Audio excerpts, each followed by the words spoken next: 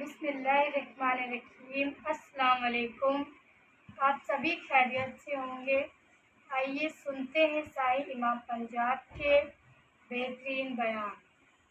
دیکھا ہوگا باپ پہلے مر جاتے ہیں، دیکھا باپ پہلے مر جاتا ہے۔ رحمت اللہ علیہ نے لکھا ہے اپنے مکتوبات میں کہ ماں باپ کے نافرمان کو دنیا میں سزا ملنی طے ہے۔ جو اپنے خاص کر لوگ باپ کی بڑی بدتمیزی کرتے ہیں، بے حرمتی کرتے ہیں، تو پیارے کریم رسول صلی اللہ علیہ وسلم نے فرمایا کہ ماں کے پیروں کے نیچے، اور جنت کہاں رکھی جی؟ ماں کے پیروں کے نیچے۔ جنت کہاں رکھی؟ اور بولو جنت کہاں رکھی؟ ماں کے پیروں کے نیچے۔ جنت ماں کے پیروں کے نیچے، سارا سرمایہ ماں کے پیروں کے نیچے۔ اور قربان جاؤں محمد الرسول اللہ صلی اللہ علیہ وسلم پر، ایک لفظ میں ہی ساری بات مکمل کر دی۔ فرمایا جنت ماں کے قدموں کے تلے ہے، لیکن باپ جنت کا دروازہ ہے۔ اب تیری مرضی ہے اسے کھول کے رکھ، تیری مرضی ہے اس کو بند کر دے۔ تو باپ جنت کا دروازہ ہے۔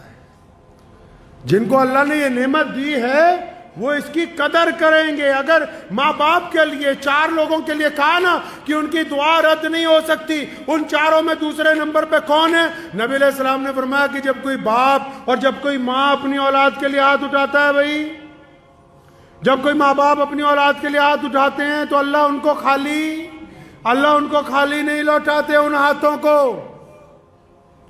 تو جن لوگوں نے ماں باپ کی ناقدری کی ہے وہ جتنا مرضی زور لگاتے رہے۔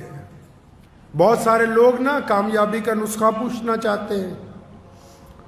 اکثر لوگ ذکر کرتے ہیں کہ ہم نے بڑا آدمی بننا ہے، ہماری زندگی کا تجربہ تو بس اتنا ہی کہتا ہے۔ زندگی کا تجربہ یہ کہتا ہے آپ اپنے باپ کو بادشاہ بنا کے رکھیں، دنیا کی کوئی طاقت آپ کو شہزادہ بننے سے روک نہیں سکتی ہے۔ اگر باپ کو بادشاہ نہیں بنایا، اگر آپ کا رویہ آپ کے باپ کے ساتھ آپ کی طرف سے ملازموں والا نہیں، قرآن نے کہا یہ دونوں کندھے جھکا کے، ورنہ قرآن نے تو کہا، نبی علیہ السلام نے کہا طواف جب کرو تو ایسے کندھے اٹھا کے کہ دشمن یہ نہ سمجھے کہ تم کمزور ہو۔ لیکن جب ماں باپ کی بات آئی تو فرمایا یہ دونوں کندھے جھکا کے اپنے ماں باپ کے سامنے بڑی عاجزی کے ساتھ، بڑی انکساری کے ساتھ ان کے ساتھ پیش آؤ، کیونکہ یہ ایک ایسی دولت ہے جس دن آپ کے ہاتھ سے چلی جائے گی آپ یاد کرو گے آپ کو ملے گی نہیں، ڈھونڈو گے ہی نہیں، بستی بستی ملنے کے نہیں نایاب ہیں، تلاش کرتے پھرو گے۔ کچھ باتیں ایسی ہوتی ہیں جو ایک بیٹا صرف اپنے باپ سے کر سکتا ہے، دل کی تختی پہ لکھ کے لے جائیے۔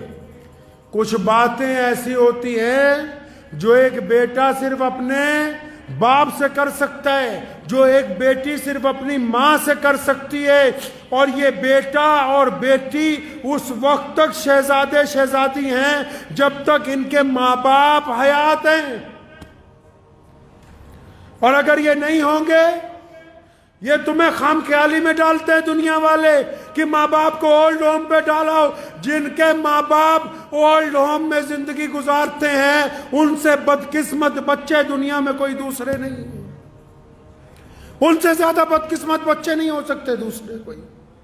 جنہوں نے اپنے ماں باپ کو یتیم خانے کے اندر ڈال دیا ہو، ان سے زیادہ بدقسمت کون ہو سکتا ہے؟ تو ان ماں باپ کے تو روزانہ اگر پیر دبائے جائیں، ماں باپ کی خدمت کی جائے، ماں باپ کے چہرے کو بار بار دیکھ لیا جائے۔ بہت سارے لوگ ایسے جن کو ابھی یہ بات سمجھ نہیں آئے گی، لیکن اگر ادھر باپ کی جان نکلی ادھر سارا کچھ سمجھ آ جائے گا تمہیں ایک منٹ میں کیا ہو گیا یہ۔ کئی یہ سمجھتے ہیں کہ نہیں ہمارے باپ کو عقل نہیں ہے، جس نے تمہیں پال پوس کے اتنا بڑا کر دیا اس کو اللہ نے تم سے کئی سو گنا زیادہ عقل دی ہے۔ ٹھیک ہے وہ اسکول میں نہیں پڑھا، ٹھیک ہے اس کو عربی نہیں آتی، ٹھیک ہے اس کو انگریزی بولنی نہیں آتی، مان لو اس کو حساب کرنا نہیں آتا، لیکن آنکھوں کی جو اندر ارادے ہیں، چہرے کے جو خد و خال ہیں، انسان کا جو مزاج ہے، آپ کی طبیعت کس وقت کیا چاہتی ہے، یہ ایک باپ سے زیادہ دنیا میں کوئی نہیں سمجھ سکتا۔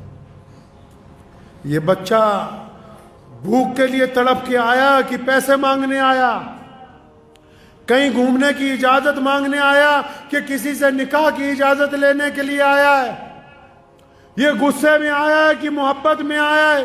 تمہاری چال کو، تمہاری ڈھال کو اگر کوئی سمجھ سکتا ہے پہلی نگاہ کے اندر تو وہ صرف آپ کا باپ ہے، اس کے علاوہ یہ صفت ہے ہی کسی کے اندر نہیں۔ تو جن کو اللہ نے یہ نعمت دے رکھی ہے میرے بھائی، اللہ نے جن حضرات کو یہ نعمت دی ہے کہ چاہے ماں باپ 80 سال کے ہو جائیں، 90 سال کے ہو جائیں، چاہے ماں باپ 100 سال کے ہو جائیں۔ میں نے اپنی دادی محترمہ رحمت اللہ علیہ کا ایک واقعہ مجھے یاد آتا ہے۔ میرے والد اللہ نے ان کو بڑی عزت عطا فرمائی، پوری دنیا میں جاتے تھے، ہزاروں لوگ ساتھ ہوتے تھے۔ تو میں نے اپنی دادی کو دیکھا آخری عمر میں کہ جب والد صاحب رحمت اللہ علیہ گھر سے نکلتے تھے تو انہوں نے بلا کے کہنا کہ بیٹا حبیب ایسا ہے، سامان رکھا ہے؟ جی ہاں رکھا ہے۔ فلاں چیز بیگ میں رکھی ہے؟ رکھی۔ فلاں دوائی رکھی ہے۔ تو خود بذات خود بستر پہ ہونے کے باوجود تو ایک دن میں بذات خود ذہن میں سوچتا رہا کہ یہ جس بندے کو ہماری دادی نصیحت کرتی ہے اس کے ساتھ تو 50 لوگ چل رہے ہیں، اتنے خادم ہیں، ہر جگہ آگے پیچھے گاڑیوں کا ریل پیل ہے۔ یہ پھر ذہن نے یہ کہا کہ آپ یہ نہ دیکھیں کہ یہ نصیحت ہے، یہ ایک بہت بوڑھی ماں کے دل میں اپنی اولاد کے لیے محبت کا جذبہ ہے جو ہمیشہ جوان رہتا ہے، بڈھا نہیں ہوتا ہے۔ جو ماں باپ کی محبت ہوتی ہے نا جی، میاں بیوی کی محبت اولاد کے بعد آتی، بھائیوں کی محبت کاروبار کے بٹوارے کے بعد آتی، یار دوستوں کی محبت تعلیم کے بعد آتی۔ کائنات میں اگر کوئی محبت جو روح کا رشتہ، جو خون کا رشتہ، جو ہڈیوں کا رشتہ، جو جسم کے ساتھ اگر کوئی جڑا ہوا رشتہ ہے جو دن بدن عروج پر جاتا ہے دور ہونے کے باوجود، وہ صرف باپ کا، ماں کا رشتہ، اس کے علاوہ کوئی اور رشتہ ہے ہی نہیں ہے۔ تو میری ان سب نوجوانوں سے گزارش ہے، ان سب بھائیوں سے، بہنوں سے، بیٹیوں سے جن کے ماں باپ زندہ ہیں، اپنے ماں باپ کی قدر کر لو۔ یہ نعمت دوبارہ بازار میں نہیں ملنی، یہ والی نعمت نہیں ملنی، باقی سب کچھ مل جائے گا، تمہیں یار مل جائیں گے، دوست مل جائے گا، اولاد اور آ جائے گی۔ کون سی نعمت نہیں ملنی بھائی؟ ماں اور باپ والی نعمت نہیں ملنی۔ اور باپ کی صفت میں ایک اور تاریخی بات بتاتا چلوں آپ کو۔ آج آپ نے اکثر دنیا میں دیکھا ہوگا کہ آپ دنیا کے کسی ملک میں چلے جاؤ، آپ نے اکثر دیکھا ہوگا باپ پہلے مر جاتے ہیں۔ دیکھا؟ باپ پہلے مر جاتا ہے گھر میں۔ کیوں؟ اکثر گھروں میں آپ جاؤ، لوگوں کا باپ پہلے مرتا ہے۔ کیوں؟ اس پر بوجھ اتنا ڈالا گیا ہے، اس کے کندھوں پر بوجھ اتنا ہے، اور اللہ نے اس کو طاقت ایسی دی ہے کہ یہ اپنے غم رو کے دردناک طریقے سے نہ اپنی پریشانی اپنی بیوی کو کہتا ہے، نہ اپنی پریشانی اپنی اولاد کو کہتا ہے۔ اس لیے باقی رشتے والے لمبی عمریں گزارتے ہیں، لوگوں کا باپ زیادہ دیر زندہ نہیں رہتا ہے۔